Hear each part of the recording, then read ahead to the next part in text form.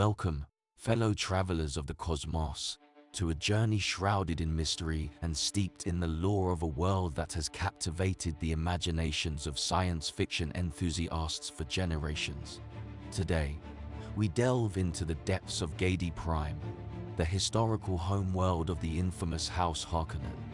Before we begin, here's a trivia question to keep in mind. What rare and valuable tree species was cultivated on Giedi Prime for export? Keep watching to uncover the answer. Giedi Prime, a name that echoes with the dark legacy of its rulers, was the third planet orbiting the star Fuki B. With a day stretching to 31.27 standard hours and a local year lasting 2.6 standard years, this world was a testament to endurance, both of its environment and its people. The average temperatures belied the harsh reality of a planet choked by the relentless grip of industrialization, where the skies were seldom clear and the air was thick with the fumes of factories. The low level of photosynthesis on Giedi Prime was a direct consequence of the Harkonnens' insatiable appetite for industry. Yet, amidst this desolation, pockets of life endured. The Pilinjatam trees, towering and resilient, were one of the few species that thrived.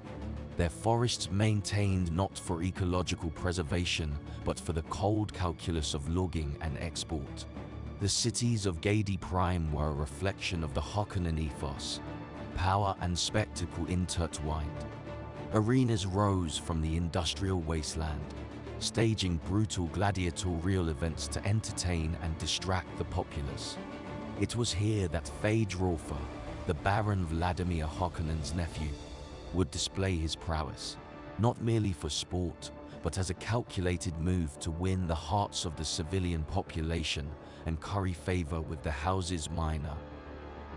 The planet's main climate was nothing short of a trial by fire, a volcanic wasteland that forged its inhabitants in the crucible of adversity. This was the world that the Harkonnens called home for generations, a fitting throne for a house exiled and returned with a vengeance.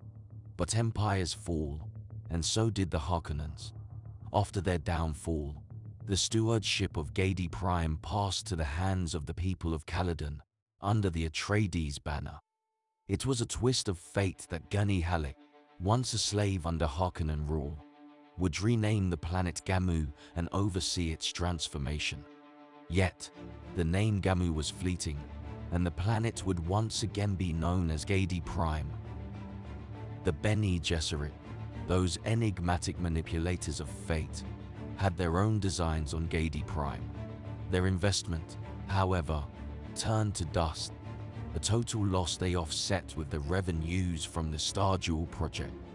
Under the new administration, the machines of war and industry were dismantled, and the planet began the slow process of ecological healing, a testament to the resilience of nature and the will to restore balance. Yet, even thousands of years after the Harkonnens' rule had ended, the scars of their reign lingered, with oily residue still seeping from the soil, a reminder of the indelible mark left by tyranny. In time, Gamu, as it was briefly known, fell under the influence of the Bene Gesserit sisterhood once more. It became the cradle for their breeding programs, where countless Duncan Idahos were cultivated for their grand designs. But Gamu was not solely the domain of the sisterhood. Houses Minor and organizations from the scattering, those who ventured into the unknown and returned wealthy and changed, also staked their claim, bringing with them new customs that took root amidst the old. The military might of Giedi Prime was born from the oppression of its people.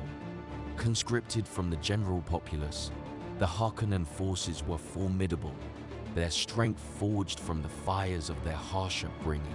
The people of Giedi Prime knew suffering, living a meager existence under the yoke of their rulers, many condemned to the life of slave labor.